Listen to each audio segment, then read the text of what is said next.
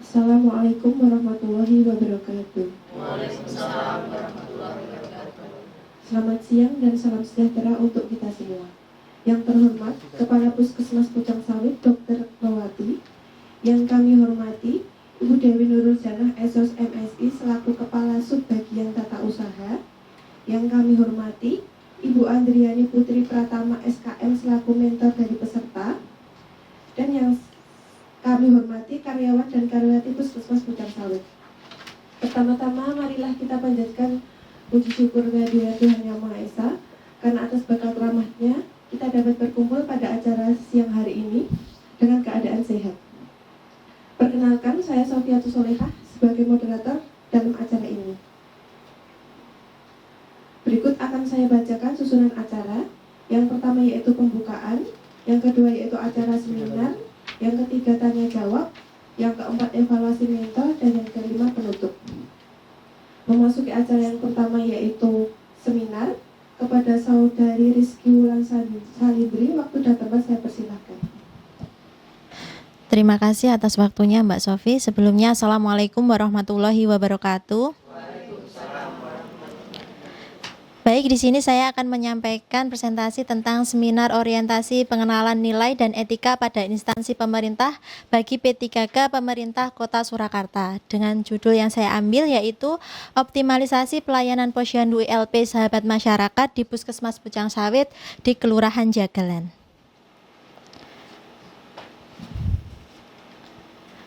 Sebelumnya, ini tentang saya, yaitu nama saya Rizky Wulan Salindri dengan NIP 199602023212001.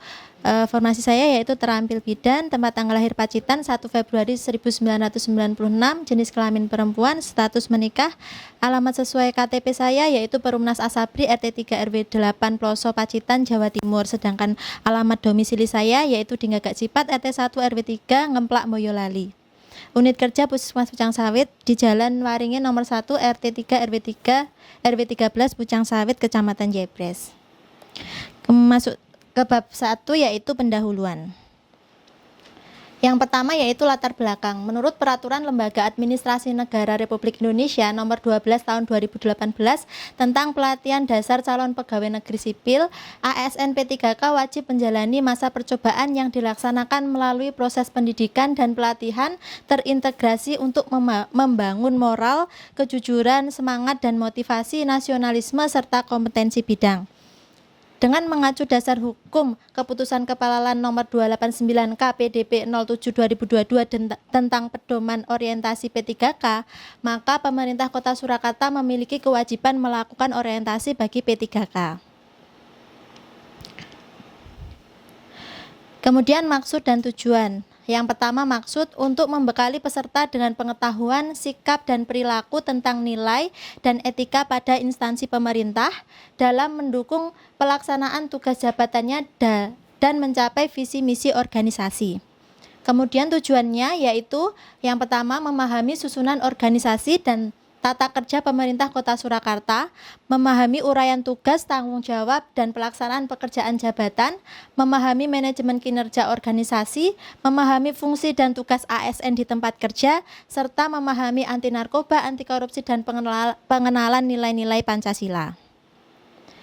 Untuk waktunya yaitu dilakukan mulai tanggal 20 September 2024 sampai dengan 11 Oktober 2024, bertempatan di Puskesmas Pucang Sawit.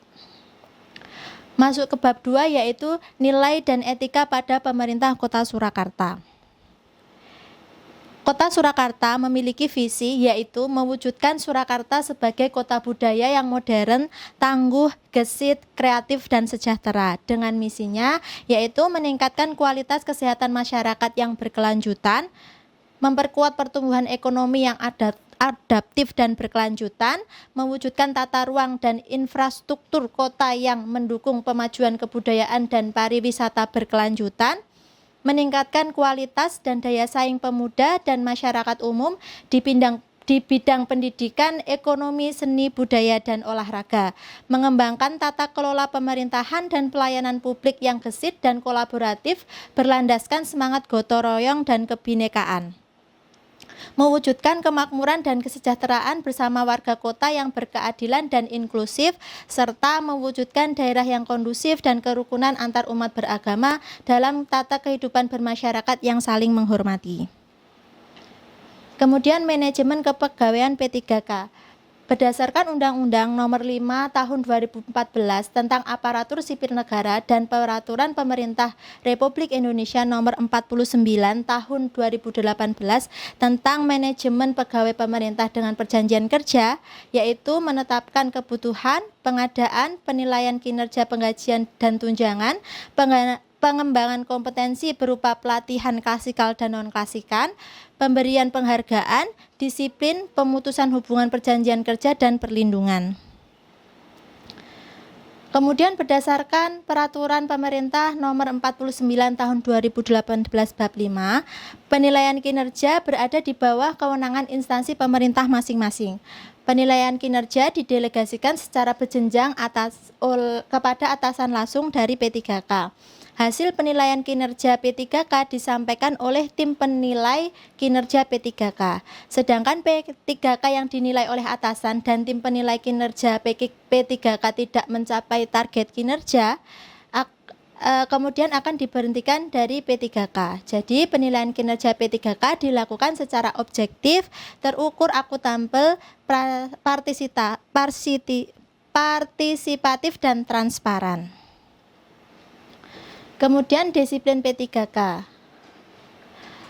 Pada pasal 52 ayat 1 dan ayat 2 Peraturan Pemerintah Nomor 49 Tahun 2018 disebutkan bahwa P3K pada setiap instansi menetapkan disiplin P3K dengan berdasarkan karakteristik pada setiap instansi.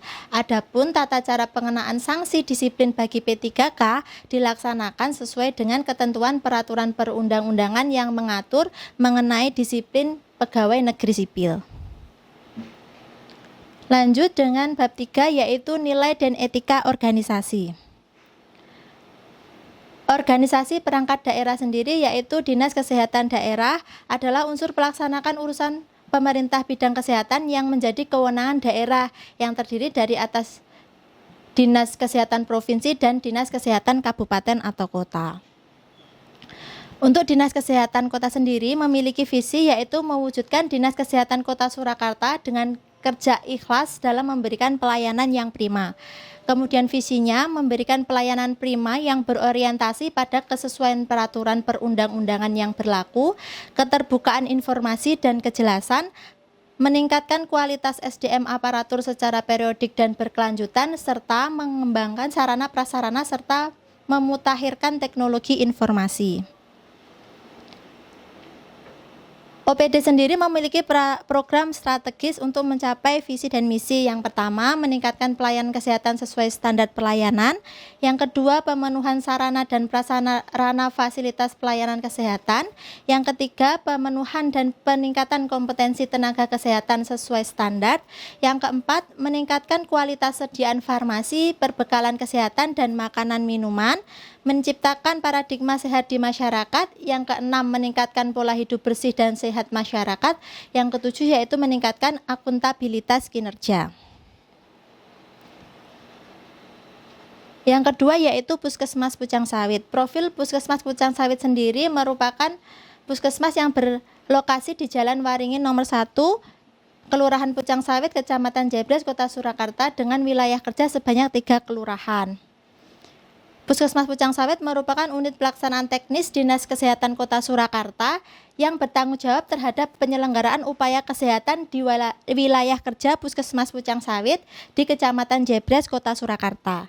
Berdasarkan karakteristik wilayah, Puskesmas Pucang Sawit merupakan kawasan perkotaan, sedangkan berdasarkan kemampuan penyelenggaraan termasuk kategori Puskesmas Rawat Jalan.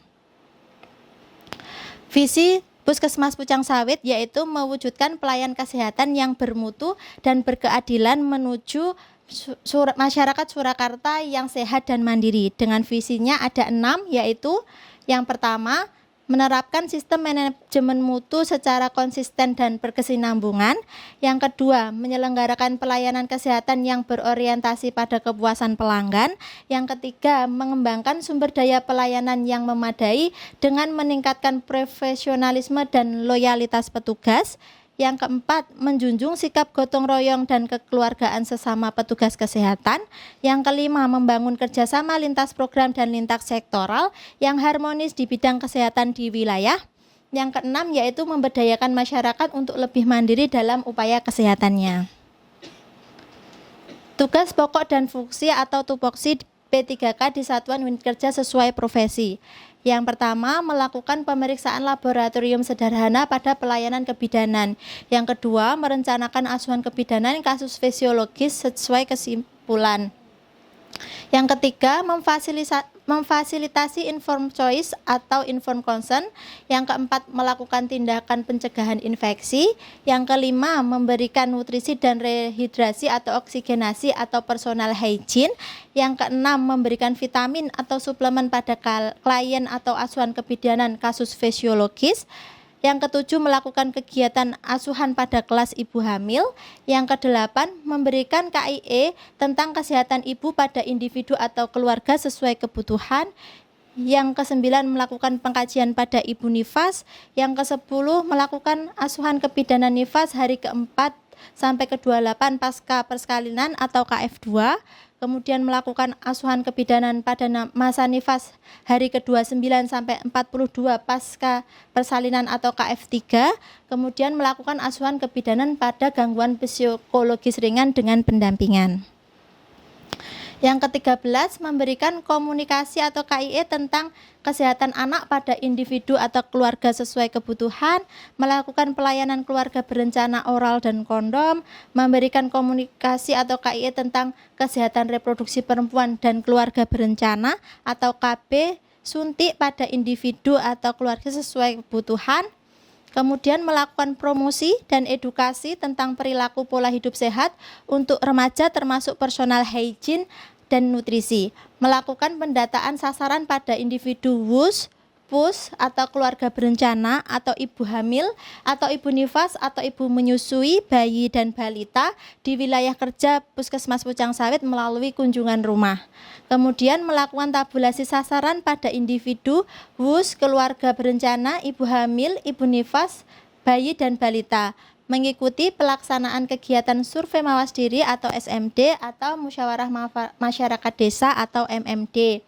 Kemudian melaksanakan pelayanan kebidanan di Posyandu, Posbindu, Kampung KB atau tempat lain sesuai penugasan. Yang terakhir yaitu melakukan pemberian imunisasi rutin sesuai program pemerintah pada anak sekolah. Yang keempat yaitu rencana dan hasil kerja P3K.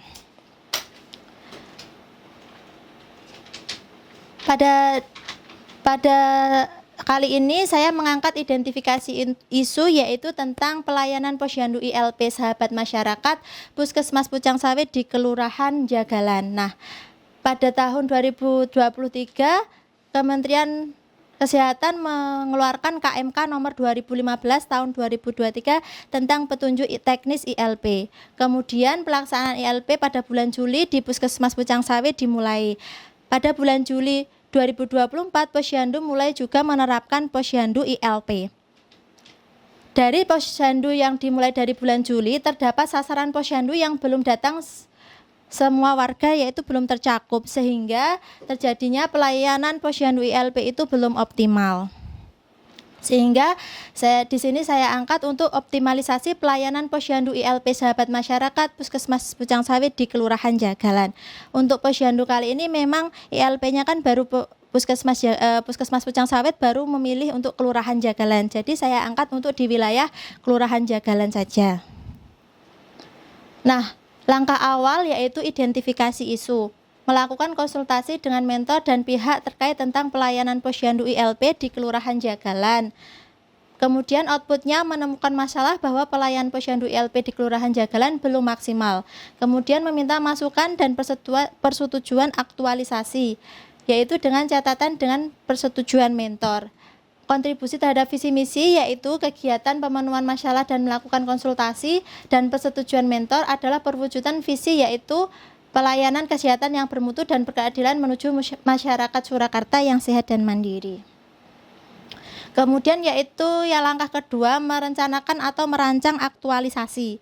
Di sini tahapannya yaitu menyediakan sarana prasarana, kemudian meminta persetujuan kepada PJ UKM untuk sosialisasi mengenai posyandu ILP. Outputnya atau hasilnya tersedianya sarana prasarana seperti kertas, printer, komputer, ruangan, dan mendapat persetujuan untuk sosialisasi oleh PJ UKM. Kontribusi terhadap visi misinya, kegiatan menyediakan sarana dan prasarana dan merencanakan sosialisasi adalah perwujudan misi yaitu menyelenggarakan pelayanan kesehatan yang berorientasi kepada kepuasan pelanggan. Yang ketiga yaitu membuat aktualisasi. Tahapan kegiatannya menyusun rencana kegiatan, menyiapkan sarana prasarana, dan menyiapkan bahan sosialisasi. Outputnya ada softfile leaflet, upaya posyandu ILP, dan softfile undangan digital. Kegiatan tersebut memiliki kontribusi terhadap visi misi. Kegiatan menyusun rencana kegiatan adalah perwujudan misi yaitu mengembangkan sumber daya pelayanan yang memadai dengan meningkatkan profesionalisme dan loyalitas petugas. Langkah keempat yaitu melaksanakan aktualisasi. Di sini melakukan sosialisasi posyandu ILP pada kader yang bertugas saat posyandu ILP serta melakukan sosialisasi posyandu ILP pada peserta yang hadir saat ILP. Outputnya, peserta posyandu mengetahui tentang posyandu ILP. Kemudian masyarakat mengetahui posyandu ILP dari keluarga atau kerabat yang datang di posyandu tersebut yang sudah diberikan edukasi. Kemudian melakukan sosialisasi di kader dan peserta merupakan perwujudan misi yaitu membangun kerjasama lintas program dan lintas sektoral yang harmonis di bidang kesehatan di wilayah. Kemudian selanjutnya melakukan evaluasi aktualisasi, di mana kegiatannya yaitu melakukan diskusi dengan mentor sehingga memperoleh masukan dan perbaikan dalam pelaksanaan kegiatan, mengumpulkan bukti pelaksanaan kegiatan, dan menyusun laporan pelaksanaan kegiatan. Outputnya terlaksananya evaluasi kegiatan, terkumpulnya bukti pelaksanaan kegiatan, serta tersusunnya laporan pelaksanaan kegiatan. Kontribusi terhadap visi misinya yaitu melakukan pencatatan dan pelaporan merupakan perwujudan mengembangkan sumber daya pelayanan yang memadai dengan meningkatkan profesionalisme dan loyalitas petugas. Kemudian ini adalah rencana menengah untuk kegiatan posyandu ILP. Yang pertama, di tahun pertama kita melakukan sosialisasi menyeluruh ke kader dan masyarakat serta pendampingan posyandu ILP di Kelurahan Jagalan. Tahun kedua, kita membuat berbagai leaflet dan undangan yang lebih menarik. Tahun ketiga, evaluasi kegiatan posyandu ILP di Kelurahan Jagalan setelah 2 tahun berjalan. Dan di tahun keempat dan kelima, kita juga melakukan evaluasi kegiatan posyandu ILP di Kelurahan Jagalan sampai tahun kelima berjalan. Dengan adanya evaluasi tersebut, kita bisa melakukan tindakan-tindakan sesuai dengan evaluasi yang kita dapatkan per tahunnya. Output akhirnya yaitu jumlah peserta posyandu yang semakin meningkat dengan adanya undangan digital setiap hari buka posyandu, serta semua sasaran dapat teridentifikasi dan termonitoring status kesehatannya. Kemudian bab kelima yaitu kesimpulan dan saran. Kesimpulannya yang pertama, P3K mampu memahami dan menerapkan nilai dan etika di lingkungan kerja. P3K mampu memahami tupoksi dan fungsi ASN P3K di lingkungan kerja. Yang ketiga, posyandu ILP sahabat masyarakat Puskesmas Pucang Sawit di Kelurahan Jagalan dapat berjalan lebih optimal. Yang keempat, kegiatan ini selaras dan sejalan dengan visi Puskesmas Pucang Sawit yaitu terwujudnya pelayanan kesehatan yang bermutu dan berkeadilan menuju masyarakat Surakarta yang sehat dan mandiri. Sarannya, laporan kegiatan orientasi pengenalan nilai dan etik di instansi pemerintah bagi P3K Dinas Kesehatan Pemerintah Kota Surakarta diharapkan dapat bermanfaat bagi semua kalangan serta dapat memberikan informasi tentang pengetahuan, sikap, dan perilaku tentang nilai dan etika pada instansi pemerintah dengan mendukung pelaksanaan tugas jabatannya. Melihat dari tujuan rencana kerja dan penyelesaian isu, diharapkan layanan posyandu ILP di Puskesmas Pucang Sawit, khususnya di Kelurahan Jagalan, dapat diketahui oleh masyarakat dan berjalan secara maksimal dengan pencatatan dan pelaporan yang optimal, sehingga kesehatan seluruh masyarakat di Kelurahan Jagalan dapat teridentifikasi dan termonitoring secara berkelanjutan. Berikut dokumentasi yang saya lakukan selama kegiatan.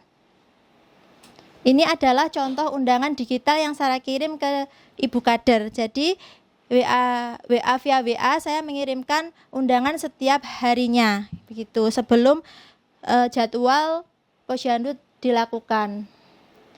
Kemudian ini adalah leaflet yang saya bikin untuk sosialisasi ke Ibu Kader.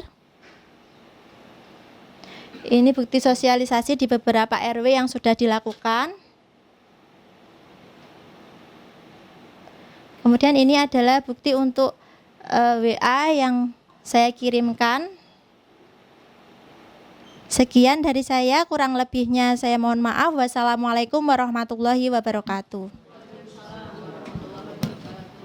Demikianlah paparan dari Saudari Wulan Salindri. Untuk acara yang selanjutnya yaitu tanya jawab. Silakan kepada peserta yang ingin memberikan pertanyaan.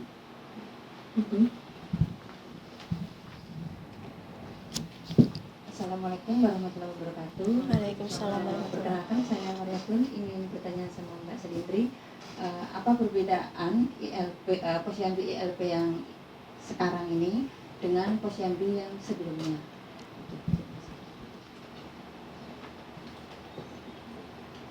Assalamualaikum warahmatullahi wabarakatuh. Waalaikumsalam. Saya Andon ingin bertanya kepada Ibu Salindri, apakah jadwal posyandu terjadwal pada tiap bulannya dengan tanggal yang sama? Terima kasih.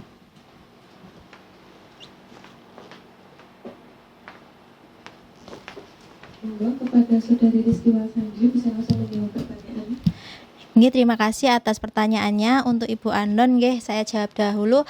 Apakah jadwalnya setiap bulan di tanggal yang sama ya? Jadi setiap bulan itu ada beberapa yang memang di tanggal yang sama sudah ditentukan, Bu, jadwalnya di minggu keberapa atau di tanggal berapa, itu tiap posyandu berbeda-beda. Nah, di setiap awal bulan atau sebelum awal bulan kita ada grup kader, di mana grup kader itu kita melis jadwal posyandu untuk 1 bulan selanjutnya. Jadi semisal bulan Oktober ya kita jadwalkan untuk list jadwal-jadwal posyandu di bulan Oktober dari mulai tanggal 1 sampai 31.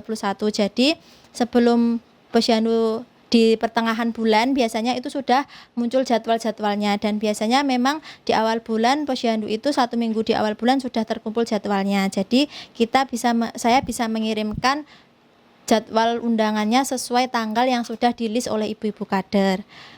Begitu ya, Bu. Kemudian untuk Bu Mariatun, tadi apakah perbedaan posyandu ILP ini dengan posyandu sebelumnya ya? Secara singkatnya, kalau posyandu sebelumnya itu biasanya masyarakat hanya yang datang itu adalah posyandu balita dan lansia saja.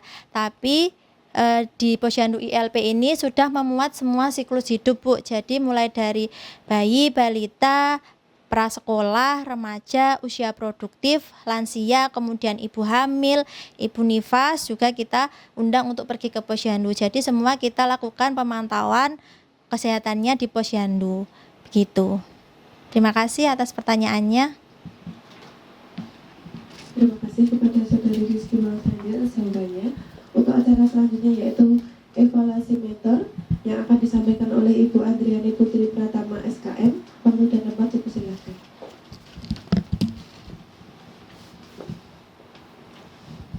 Bismillahirrahmanirrahim. Assalamualaikum warahmatullahi wabarakatuh. Perkenalkan, saya Andriani sebagai mentor dari Ibu Salindri. Untuk materi hari ini ya, Bu, sudah sangat bagus, sudah disampaikan semuanya. Boleh tepuk tangan untuk Mbak Salindri. Terima kasih juga sudah mengangkat untuk isu ini, karena ILP masih baru ya. Untuk di Puskesmas Pucang Sawit disampaikan semuanya, sudah dipahami. Tadi ada disampaikan juga terkait perbedaan dari posyandu yang sebelumnya jadi posyandu ILP yang saat ini. Untuk masukan saja, jadi untuk Mbak Salindri sebagai bidan penanggung jawab ILP di Jagalan, nanti kedepannya bisa didampingi untuk ibu-ibu kadernya supaya lebih bisa mencakup seluruh siklus kehidupan yang ada di posyandunya masing-masing. Nanti bisa digait juga untuk dari pihak kelurahan, TPPKK ataupun FKK-nya. Kan tadi juga di undangan digital kan baru disampaikan ke kader, mungkin bisa lebih dikuatkan dari pemangku wilayahnya. Seperti itu untuk Ibu Salindri. Terima kasih dari saya, sekian. Wassalamualaikum warahmatullahi wabarakatuh.